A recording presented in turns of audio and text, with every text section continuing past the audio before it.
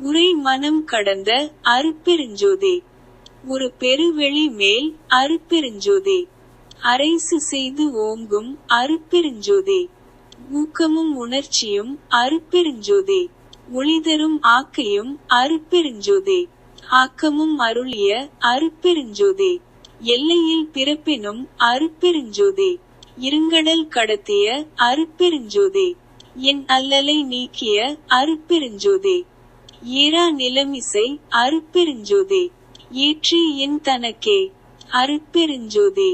ஆறாறு காட்டிய அருட்பெருஞ்சோதி. வணக்கம்.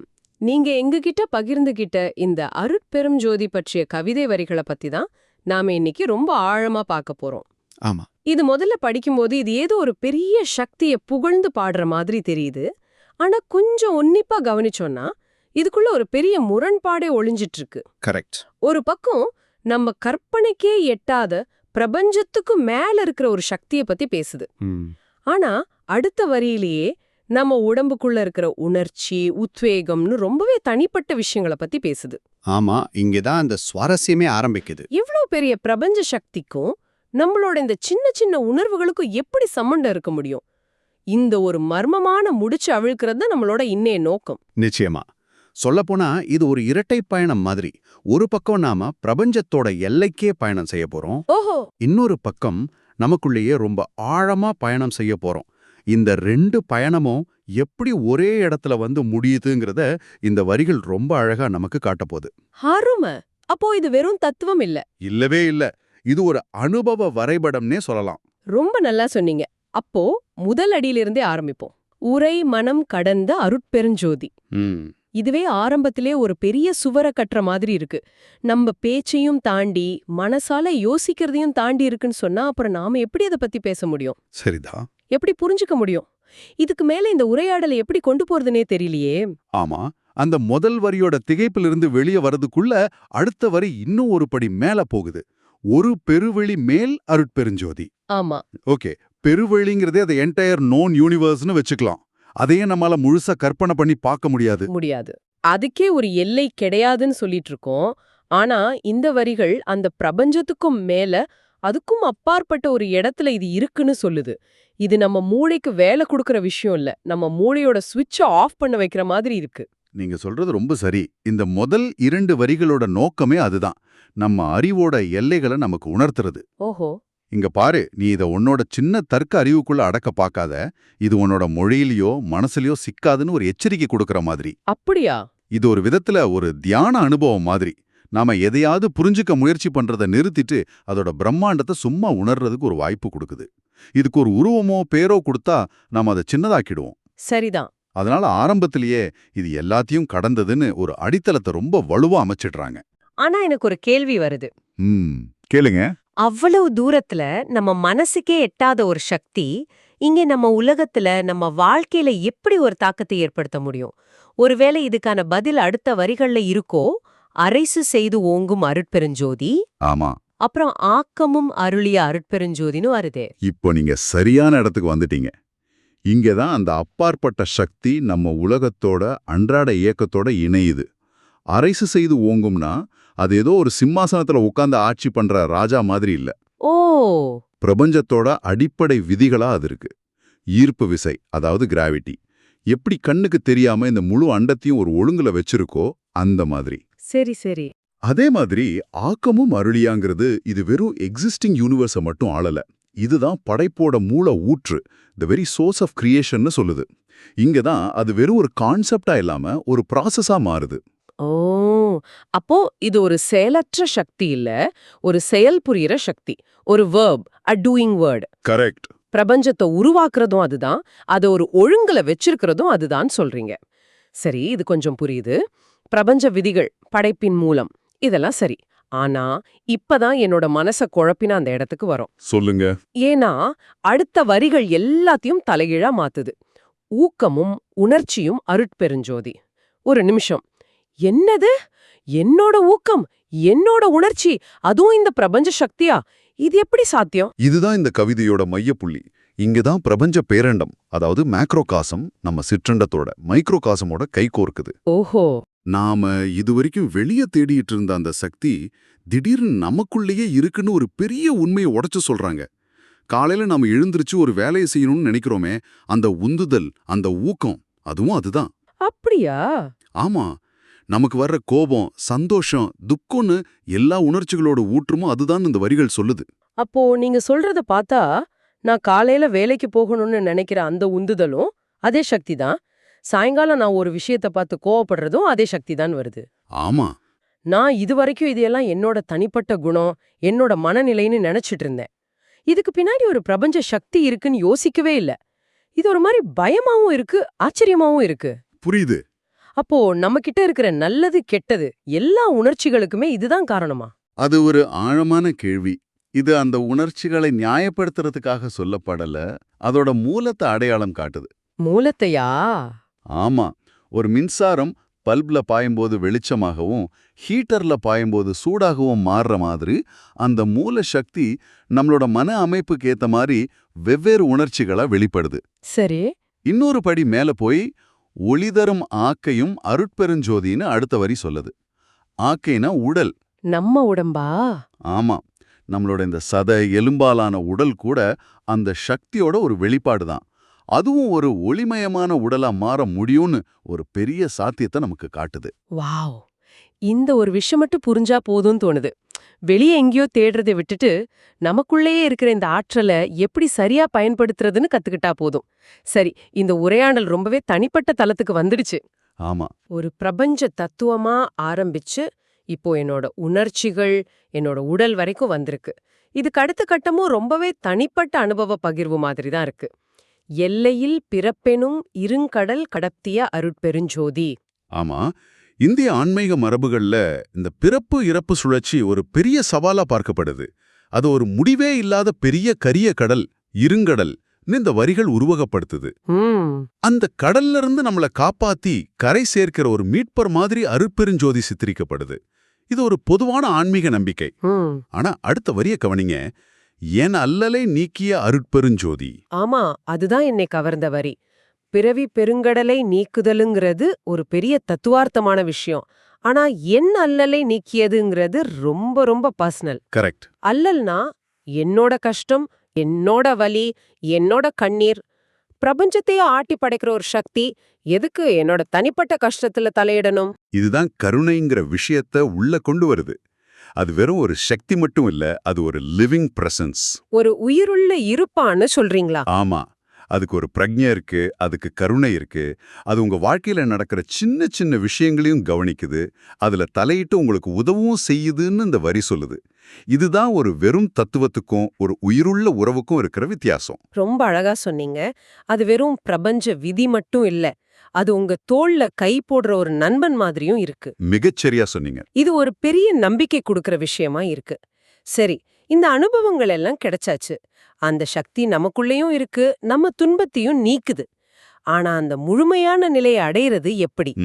அதுக்கான வழிய பத்தியும் இந்த வரிகள் பேசுது. ஏறா நிலமிசை அருட்பெருஞ்சோதி, ஏற்றி எந்தனக்கே அருட்பெருஞ்சோதி. இது ஒரு அழகான முரண்பாடு மாதிரி தெரியுது. ஆமா, அது அடைய முடியாத உயரத்துல இருக்குன்னு சொல்லுது, ஆனா அதே சமயம் அதுவே நம்மள அந்த உயரத்துக்கு கூட்டிட்டு போகுதுன்னு சொல்லுது. இதை நீங்க ரொம்ப அழகா புடிச்சிட்டீங்க. இது ஜிம்முக்கு போற மாதிரி தான் வச்சுக்கோங்களேன். ஜிம்முக்கா? ஆமா, நம்மளால தனியா ஒரு 100 கிலோ எடைய தூக்கவே முடியாது. அதுதான் ஏறா நிலம். நம்ம சக்திக்கு அப்பாற்பட்டது.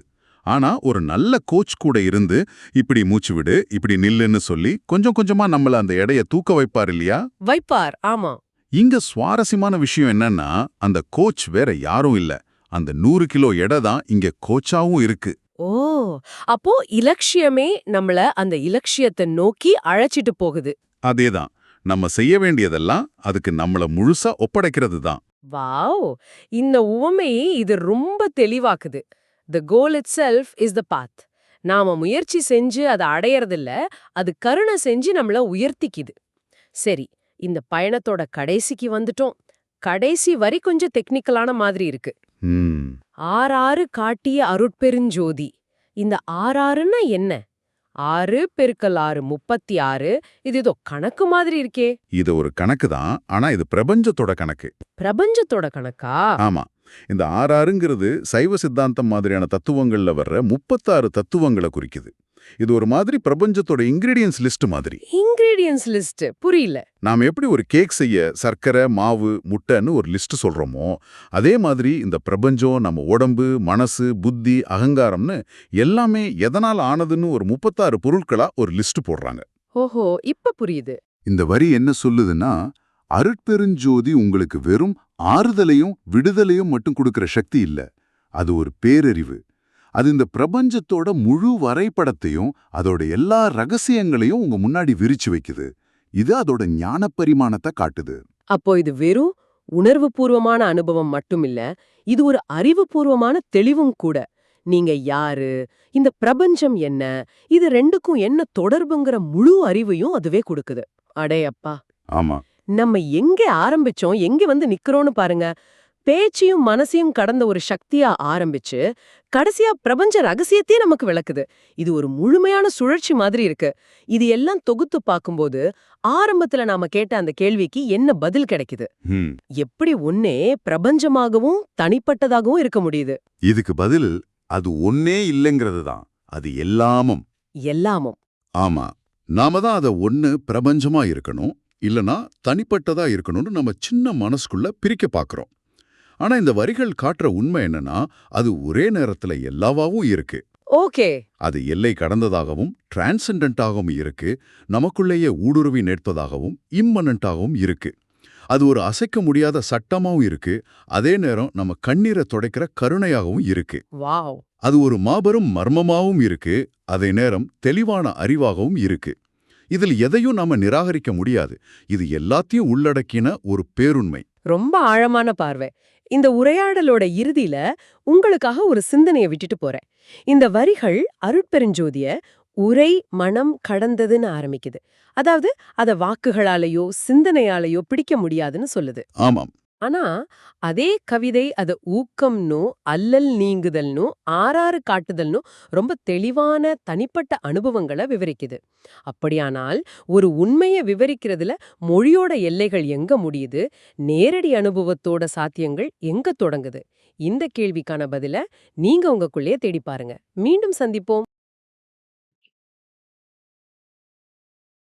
அருட்பெருஞ்சோதி அகவல் வரிகள் திருவருட்பா 6ஆம் திருமுறை. ஒளியின் பயணம். பேரண்டம், the infinite universe, a light as energy and feeling. பேரண்டம், the infinite universe, the light as ruler.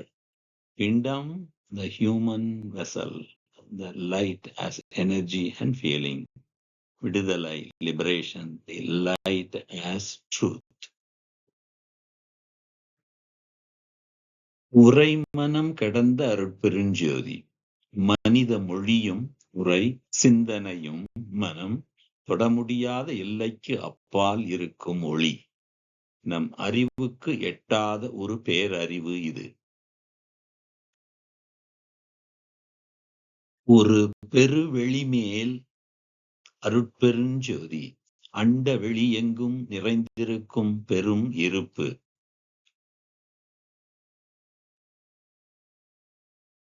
Arise செய்து ஓங்கும் அருட்பெருஞ்சோதி. இயற்கை அனைத்தையும் ஆளும் அரைசு செய்து தனிப்பெரும் சக்தியாக இந்த ஒளி திகழ்கிறது. ஊக்கமும் உணர்ச்சியும் அருட்பெருஞ்சோதி. நமது உடலில் ஓடும் உந்து சக்தியும் நாம் உணரும் உணர்வுகளும் வெறும் ரசாயன மாற்றம் அல்ல, அது உள்ளே இயங்கும் இறை ஒளியின் வடிவம். ஒளிதரும் ஆக்கையும் அருட்பெருஞ்சோதி. இந்த ஜட உடலை ஒளி வீசும் உடலாக ஒளி தேகம் மாற்றும் வல்லமை கொண்டது அருட்பெருஞ்சோதி. ஆக்கமும் அருளிய அருட்பெருஞ்சோதி. வாழ்க்கைக்கு தேவையான வளங்களையும் ஆன்மீக மேன்மையையும் கருணையுடன் வழங்குவது அருட்பெருஞ்சோதி. எல்லையில் பிறப்பெனும் அருட்பெருஞ்சோதி. பிறப்பு என்னும் எல்லையில்லாத பெருங்கடல்.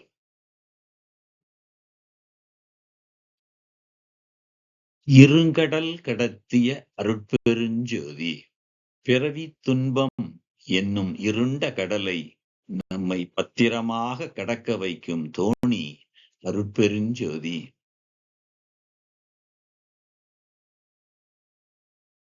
என் அல்லலை நீக்கிய அருட்பெருஞ்சோதி. எனது அத்தனை துன்பங்களையும் வேரோடு நீக்கிய பெருங்கருணை அருட்பெருஞ்சோதி. ஏறா நிலைமிசை அருட்பெருஞ்சோதி. ஏற்றி என் தனக்கே அருட்பெருஞ்சோதி. முயற்சியால் ஏற முடியாத உயர்ந்த நிலைக்கு என்னை தானாகவே உயர்த்திய அருள், அது அருட்பெருஞ்சோதி. ஆறாறு காட்டிய அருட்பெருஞ்சோதி.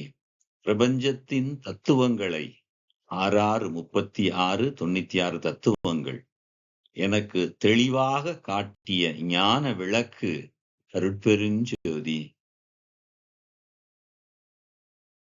பேரின்பம் அண்ட வெளியில் ஆளும் ஒளியாக தொடங்கி உடலுக்குள் உயிராக இயங்கி பிறவி கடலை கடத்தி இறுதியில் உண்மையை உணர்த்தும் ஒளி பயணம் இது.